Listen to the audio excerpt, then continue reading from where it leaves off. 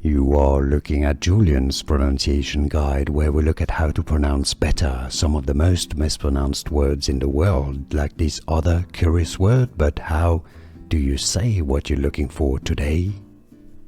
There are two different pronunciations indeed for this word.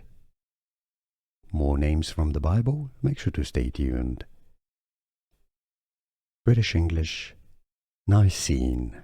Nicene. American English, it's usually pronounced with a stress on the second syllable rather, as Nicene. So yes, indeed, both pronunciations are correct. You can say it either Nicene or Nicene, as in Nicene Creed.